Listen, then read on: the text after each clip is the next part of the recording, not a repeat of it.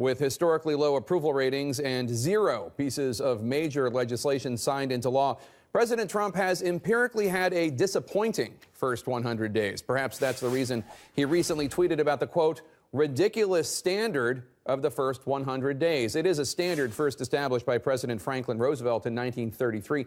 FDR passed so many major laws in that first 100 days. Humorist Will Rogers remarked that, quote, Congress doesn't pass legislation anymore. They just wave at the bills as they go by. That has certainly not been the case with Congress and major legislation during this 100 days. Congress is more like one of those dungeons in the Saw movie franchise, and no bill gets out alive.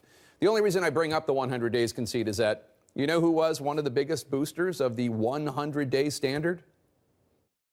Just think about what we can accomplish in the first 100 days of a Trump administration. Just think about what we can accomplish in the first 100 days. Think about what we can accomplish in the first 100 days.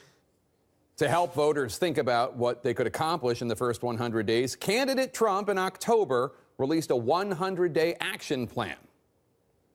On November 8th, Americans will be voting for this 100-day plan to restore prosperity to our country, secure our communities, and honesty to our government. But now the president says it's a ridiculous standard. He's changed his tune on this marker. This very conceit that he promoted with his 100-day action plan, which is not really a surprise because President Trump often heralds his flexibility. Take NATO. First, he said, as a candidate, NATO is obsolete. I said, here's the problem with NATO. It's obsolete. Big statement to make when you don't know that much about it, but I learned quickly. Then on day 83, as commander-in-chief, standing next to the head of NATO, he said this. I said it was obsolete. It's no longer obsolete. Magic. Or the unemployment numbers that he so decried as a candidate. I read every time it comes out, I hear 5.3% unemployment. That is the biggest joke there is. The unemployment number, as you know, is totally fiction.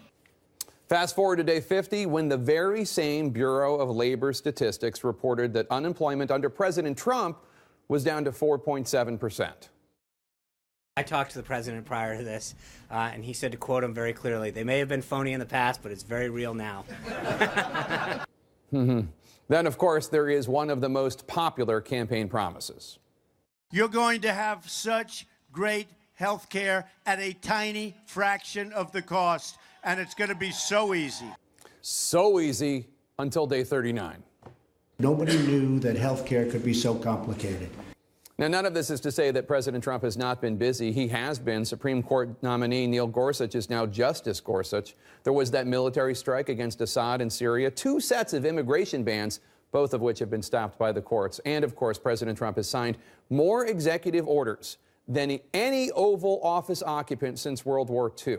25 executive orders, to be exact, rolling back regulations and exerting executive powers on issues ranging from trade to taxes. Although, now that I mentioned these executive orders, we don't want to continue to watch people signing executive orders because that was not what the Constitution and the brilliant designers of this incredible document had in mind.